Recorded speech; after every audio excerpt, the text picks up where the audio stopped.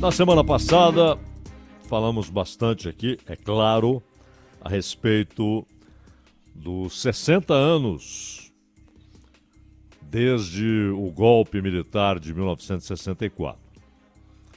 E dizíamos, inclusive, que havia uma discussão meio prosaica, né? Se o golpe ocorreu no dia 31 de março ou no dia 1º de abril. E, na verdade, nos 2 dias você tinha o golpe em andamento, mas já no domingo 31 podias falar que eram 60 anos do golpe militar, já no último domingo. Porque no dia 31 de março de 64, o que ocorreu foi, de fato, já o movimento das tropas, a marcha das tropas de Minas em direção ao Rio de Janeiro. Ficou claro que não haveria resistência. Ficou claro que o terceiro exército lá do Rio Grande do Sul, que havia apoiado o Brizola na crise pela posse de João Goulart na presidência, havia resistência de militares e de civis à posse do João Goulart. Então houve a cadeia da legalidade organizada pelo Brizola, e ele teve apoio do terceiro exército naquele momento, mas em 64 não. E é claro, o que veio depois, uma ditadura com prisões, cassações, perseguições, prisões arbitrárias sem que o sujeito soubesse do que exatamente estava sendo acusado, a abjeta, vil ação da tortura, e havia uma sistematização da tortura, principalmente com os 2 representantes da chamada linha dura na presidência, Costa e Silva e depois Médici. E, de qualquer maneira, os atos institucionais já começaram no governo do Castelo Branco. A promessa de uma eleição em 65 rapidamente caiu no vazio, e inclusive aqueles que provavelmente seriam candidatos, Adhemar de Barros, Carlos Lacerda, Juscelino Kubitschek, estavam todos colocados à margem do processo político. Mesmo aqueles que apoiaram. Lacerda foi um apoiador de primeira hora, um co-organizador, em certa medida, como governador da Guanabara. Mas, 60 anos depois, e nós já falamos a respeito do golpe em si, né? Inclusive dessa tradiçãozinha brasileira de golpes de Estado que são apresentados como contragolpes, né? Como se houvesse ali apenas uma reação a um golpe. Este sim estava sendo engendrado, geralmente por comunistas.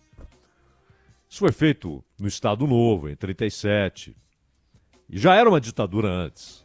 Uma bobagem dizer que a ditadura Vargas começa em 37.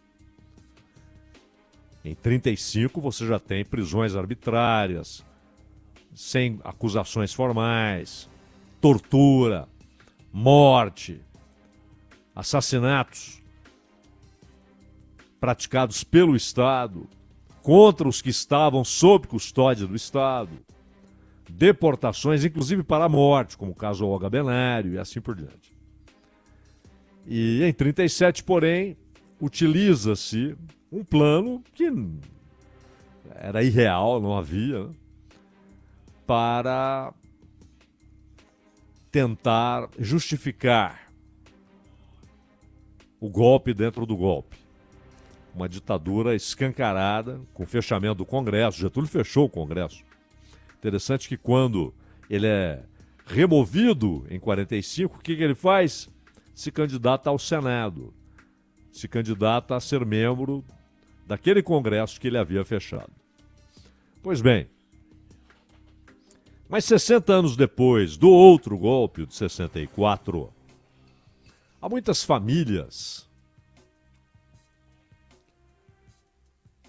que querem saber o que aconteceu. O que aconteceu com o neto, com o filho, com o pai, com a mãe, com a irmã, com a filha, com o bisneto.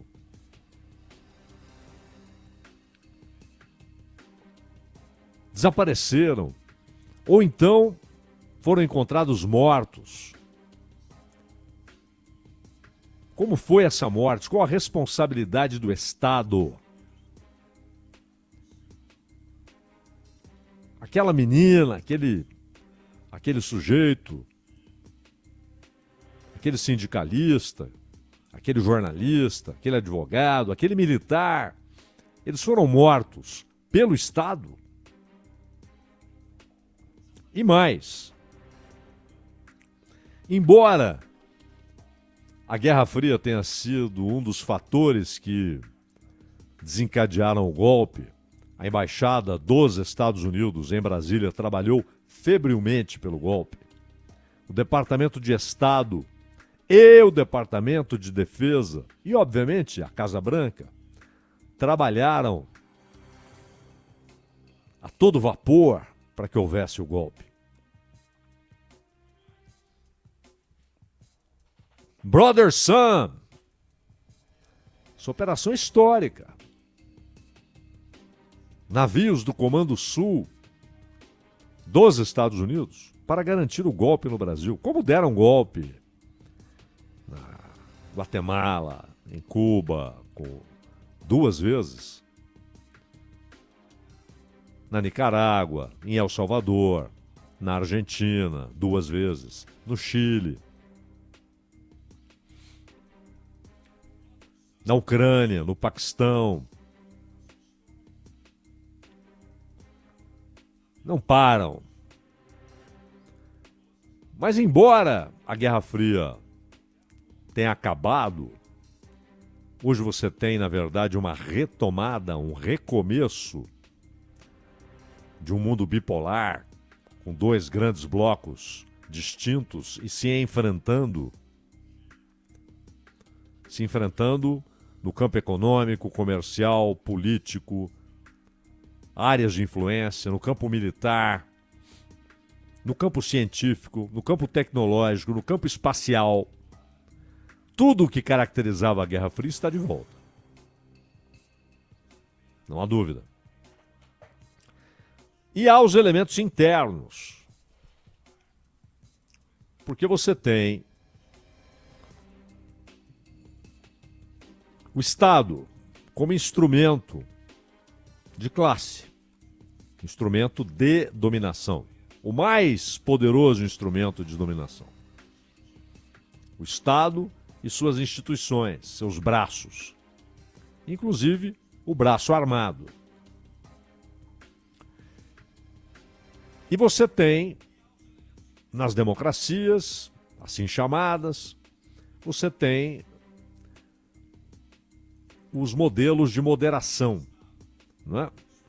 3 poderes, independência entre eles, o papel do legislativo, o papel do executivo, o papel do judiciário, os freios, os contrapesos. Mas isso ainda é um Estado a serviço de classe. E, portanto, se aquela configuração se torna perigosa, se torna hostil por algum momento, por alguma razão, subverte-se aquela situação. Dá-se um golpe.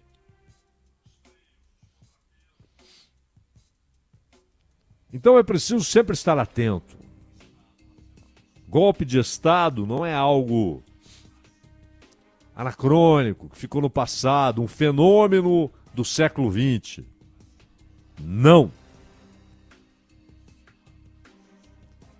Não. Permanece como instrumento, inclusive econômico, de dominação econômica. 60 anos depois, o Ministério dos Direitos Humanos do Brasil preparava eventos e o tema seria: sem memória não há futuro. Pois bem, eis que no início de março, Lula deixou claro que não queria o governo se manifestando sobre o tema. Não partidos, não é isso. Partidos fiquem à vontade, mas o governo e, portanto, seus ministros e seus ministérios e o próprio presidente não tocariam no assunto, senão de passagem, informalmente. Não haveria ações por parte do governo. O governo não falaria de 64.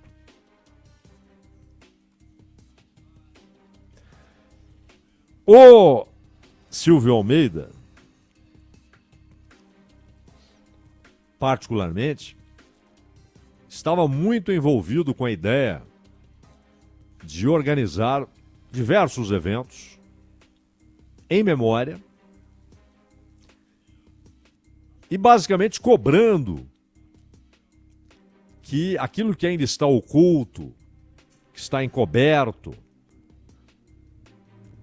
que aquilo venha à tona, seja revelado, seja descoberto para a sociedade.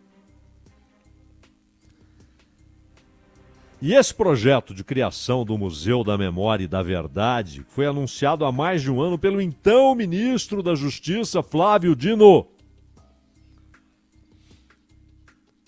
Não saiu do papel. Flávio Dino já saiu, já foi para o Supremo. Entrou o Lewandowski. Nada. Projeto de recriação da Comissão de Mortos e Desaparecidos Políticos. Essa comissão foi extinta no governo Bolsonaro. Havia uma quase certeza de que seria reinstalada. Nada. E aí tem gente que não quer dizer que foi uma orientação do Lula e põe a culpa no José Múcio, ministro da Defesa. É o Múcio. Não quer ter atrito com os militares. Não, não é o Múcio. O Múcio não tem esse poder. O Múcio pode, quando muito, aconselhar. Mas ele não tem o poder de dizer o governo não fará. Não, ele não tem esse poder. Ele é um ministro da pasta da Defesa. E nem sequer na sua própria pasta ele pode contrariar o presidente, que foi quem o escolheu para lá estar. Então é claro que a decisão foi do Lula. E, por outro lado, Exército, Marinha, Aeronáutica concordaram em também guardar silêncio. Ou seja, não promover comemorações exaltando, porque comemorar é algo neutro. Nós temos comemorar como um verbo que está diretamente ligado a algo positivo, não é? Festejar, não. Comemorar é trazer à memória. Só que, claro, o idioma é vivo, né? Então as palavras vão ganhando outras conotações e comemorar virou algo positivo. Como se fosse sempre festejar algo. Mas também os militares decidiram, os comandos, né, das forças, não fazer odes, loas ao golpe de 64. Você tem as manifestações como a do Mourão, né? Mourão dizendo que o país salvou-se em 64. Mas, em primeiro lugar, o Lula não deve entender, acreditar, achar que falar sobre o golpe e sobre o que aconteceu, as mortes, as prisões arbitrárias, as perseguições, os assassinatos, as torturas,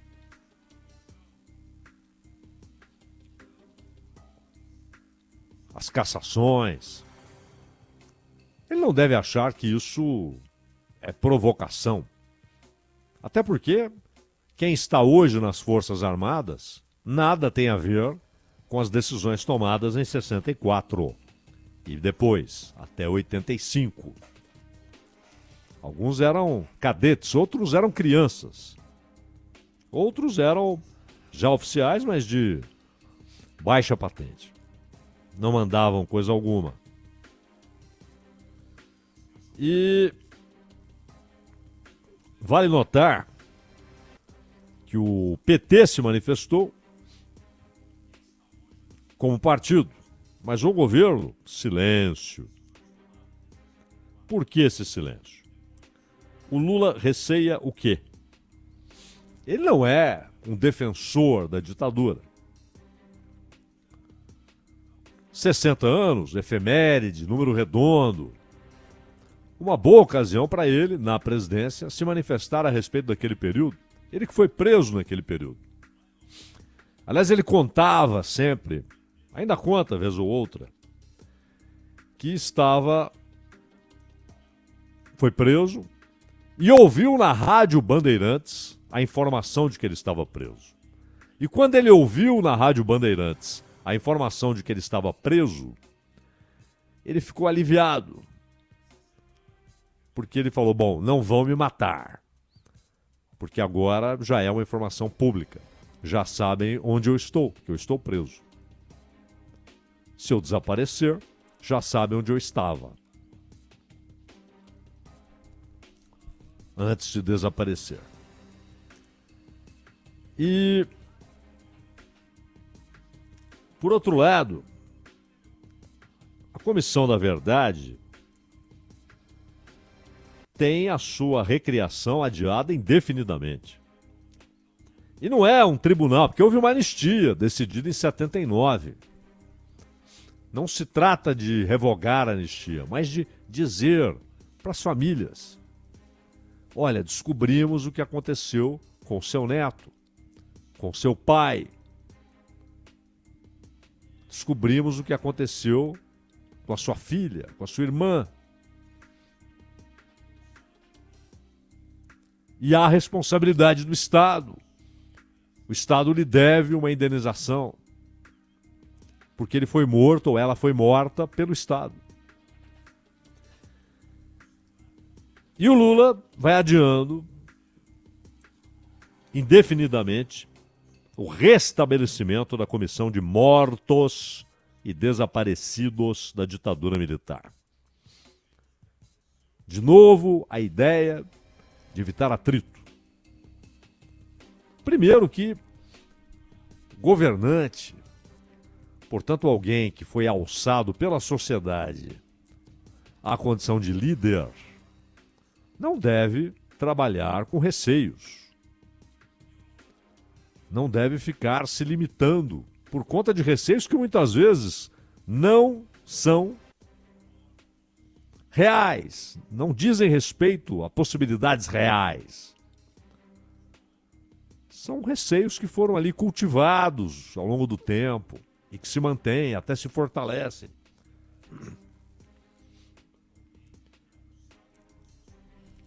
Não é um julgamento. Tanto que houve na Comissão da Verdade, o Ustra esteve lá. Aliás, negou que tenha ocorrido qualquer morte no doicode. Tenha paciência. E houve aqueles que, inclusive, faziam parte do aparelho de repressão e que abriram o jogo. Em São Paulo, no Rio, no Recife, abriram o jogo. Falaram sobre as torturas que cometiam, sobre as operações para que corpos fossem lançados em rios. Rubens Paiva. As torturas. Há, inclusive, você encontra aí na internet horas e horas de depoimentos de torturados e de torturadores. Não é um julgamento. Essas pessoas não serão julgadas. Embora haja, por exemplo, ações isoladas como essa do Ministério Público, pedindo indenização a vítimas de alguns agentes da repressão. Alguns, inclusive, já morreram, o caso do Ustra, Fleury. E delegado Fleury. E o Lula em silêncio.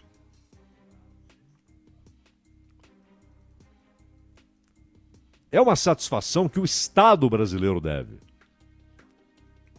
Então, como chefe de Estado e de governo, porque no Brasil o presidente tem ambas as atribuições, a chefia de governo e a chefia de Estado, como chefe de Estado, sobretudo, ele deve abordar o assunto e deve incentivar que essas famílias saibam o que aconteceu e não responsabilidades individuais de agentes, mas a responsabilidade do Estado. O que o Estado brasileiro deve a essas famílias? O que o Estado brasileiro tem a obrigação de fazer, não para curar a ferida incurável, não para desfazer o que foi feito, só Deus pode fazê-lo, nenhum homem pode, mas uma reparação. E em muitos casos, não se trata nem de indenização. A família quer ouvir, quer um papel, quer o Estado declarando o que aconteceu. E o Lula é o chefe de Estado. E aqui não se trata nem de uma discussão a respeito de qual resposta jurídica o Estado deve dar, mas apenas de falar a respeito. Não quer fazer barulho? Convide representantes dessas famílias. Faça 5, 10, 15, 18, 20 reuniões para que possa se reunir com representantes de todas as famílias. Várias famílias em cada reunião. Para conversar.